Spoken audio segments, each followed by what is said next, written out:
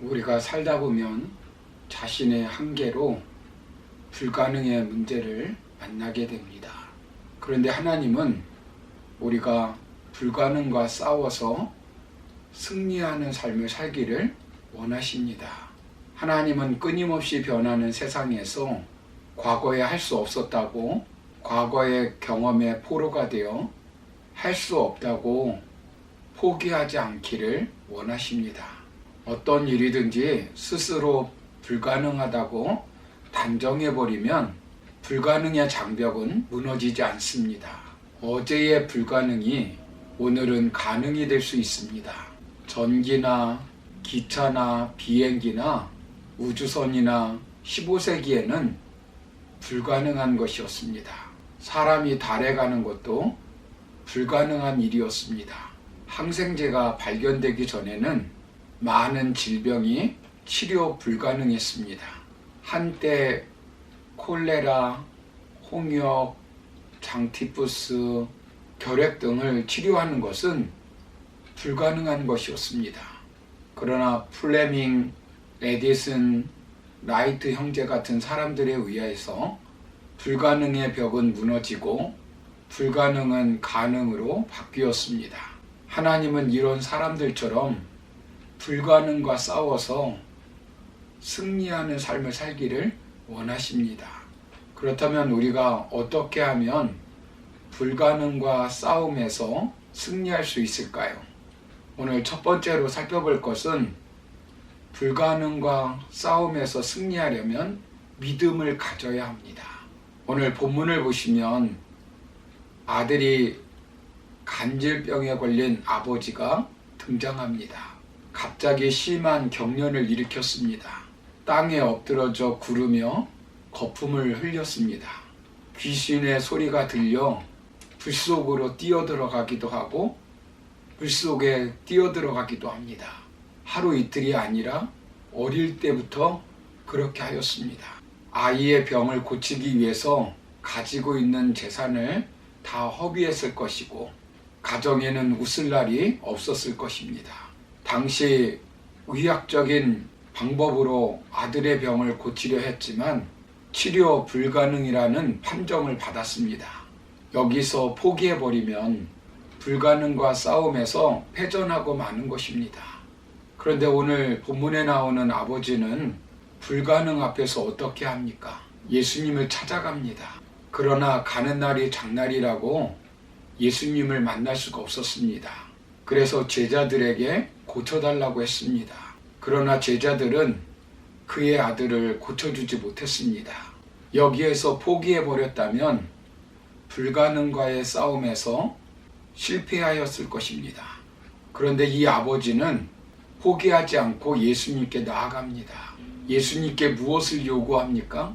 본문 22절을 보시면 귀신이 그를 죽이려고 불과 물에 자주 던졌나이다. 그러나 무엇을 하실 수 있거든 우리를 불쌍히 여기사 도와주옵소서라고 말씀합니다.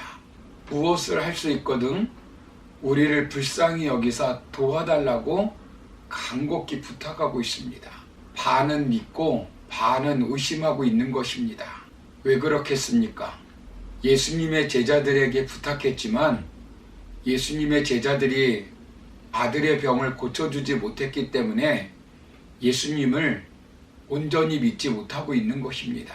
이때 예수님이 무엇이라고 말씀합니까?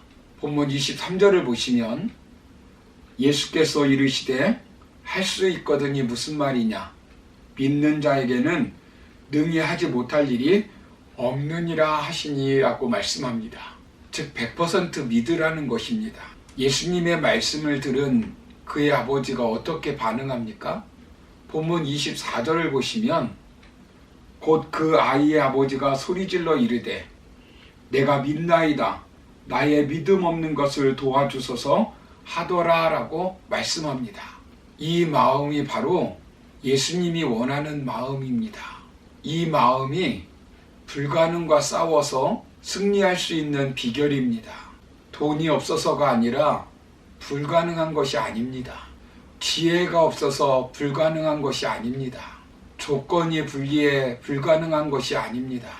근본적인 것은 믿음이 없기 때문입니다. 믿음이 불가능을 가능하게 만듭니다. 히브리서 11장 1절을 보시면 믿음은 바라는 것들의 실상이요 보지 못하는 것들의 증거니라고 말씀합니다. 왜 제자들이 불가능과 싸워서 실패했습니까? 왜 아이를 고쳐주지 못했습니까?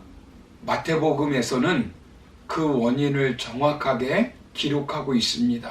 제자들이 예수님께 조용히 와서 묻습니다. 우리는 어찌하여 쫓아내지 못하였습니까? 그때 예수님이 무엇이라고 말씀합니까? 마태복음 17장 20절을 보시면 이르시되 너희 믿음이 작은 까닭이라.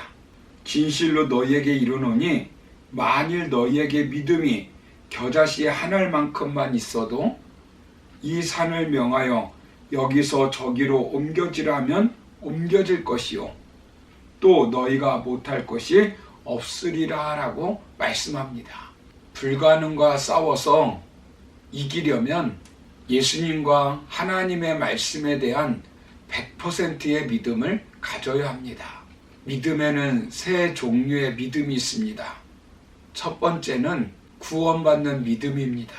예수님께서 나의 죄를 위해서 십자가에 못 박혀 죽으시고 부활하신 것을 믿는 것입니다. 이것은 하나님이 은혜로 주는 믿음입니다. 둘째는 능력을 행하는 믿음입니다. 이 아버지처럼 예수님께서 치료시켜 주시면 어떤 불가능한 질병도 치료될 수 있다는 믿음입니다. 내가 믿어야 합니다. 예수님은 내 믿음대로 될지어다 라고 말씀합니다. 어떤 일이든지 스스로 불가능하다고 단정해버리면 불가능의 장벽은 무너지지 않습니다. 셋째는 지식적인 믿음입니다. 예수님이 역사 속에서 태어나셨고 십자가에 못 박혀 죽으셨다는 사실만 지식적으로 아는 믿음입니다.